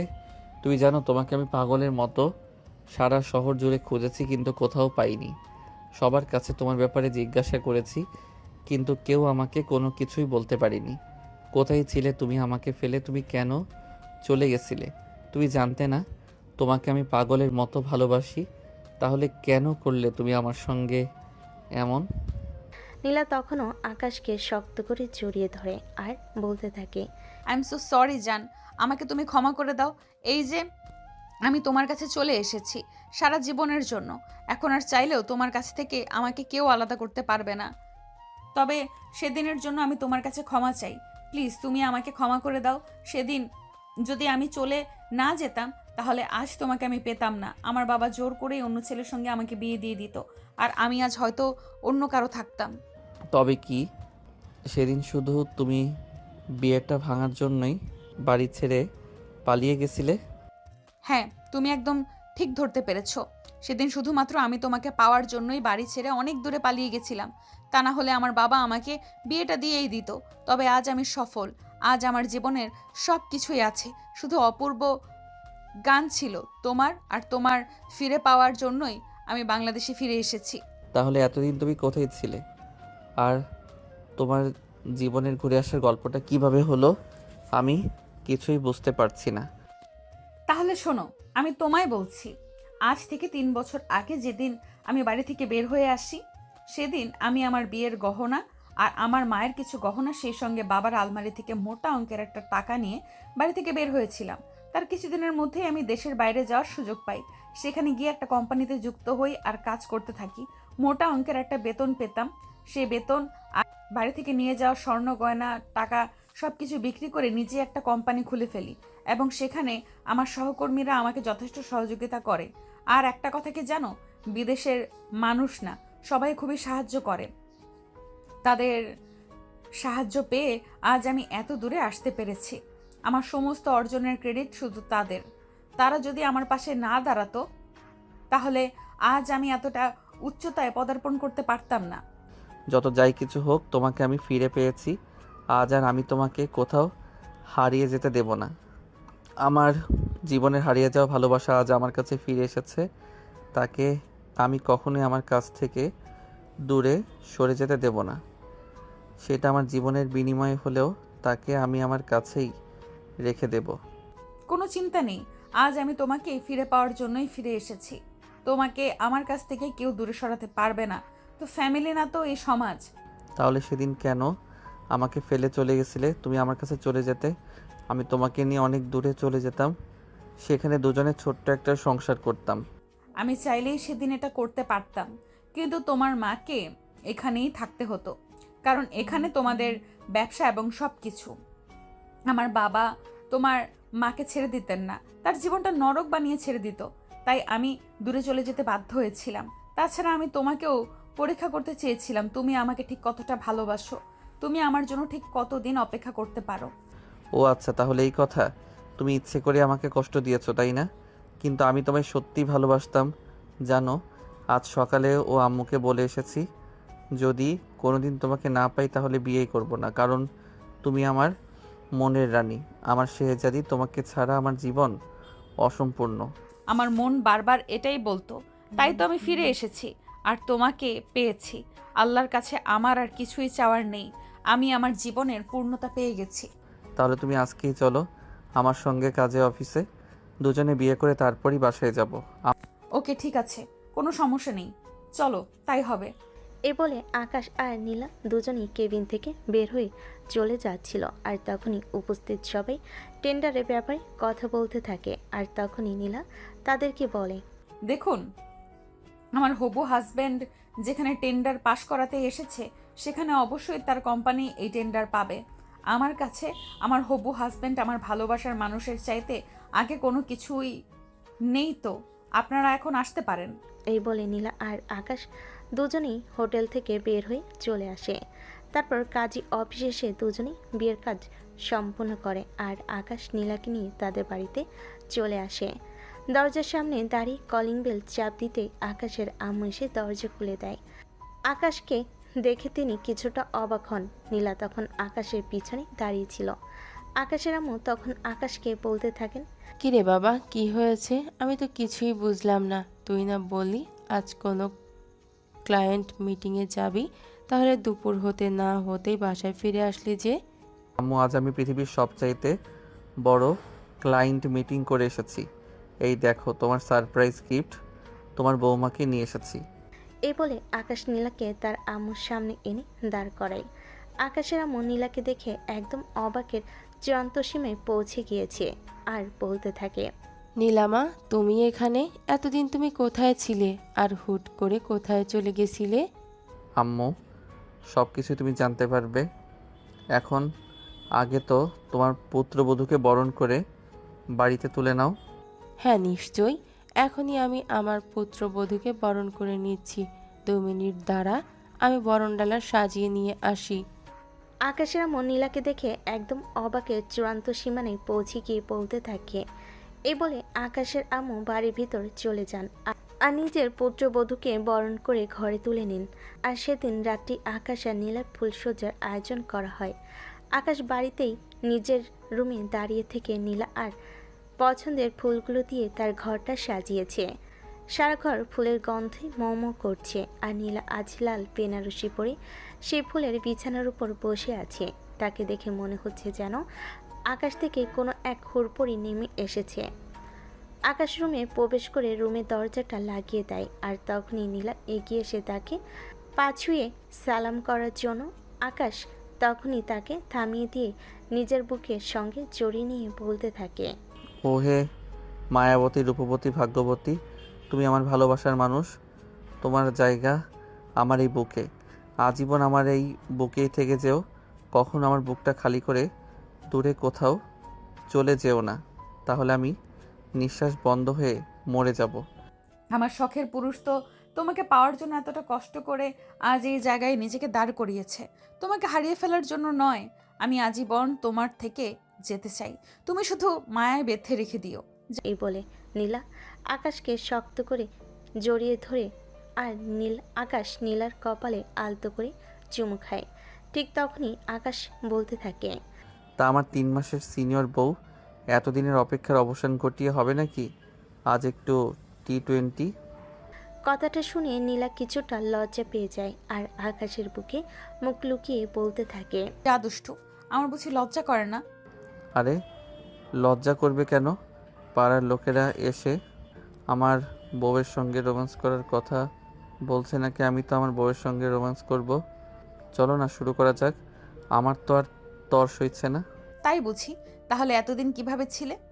এতদিন তো তোমার অপেক্ষায় ছিলাম, আর আজ যখন পেয়ে গেছি এখন কি আর অপেক্ষা করতে পারি? চলো না শুরু করি। হ্যাঁ চলো, তবে আমার কিন্তু বছরের মধ্যে একটা সুন্দর ছোট্ট পুচকু সোনা চাই। ওকে ডিয়ার, কোনো সমস্যা নেই, তুমি যা চাও তাই হবে। এই বলে আকাশ নীলাকে নিয়ে বিছানায় চলে গেল। আর ভিউয়ার্স, আপনারা এখনও কি করছেন?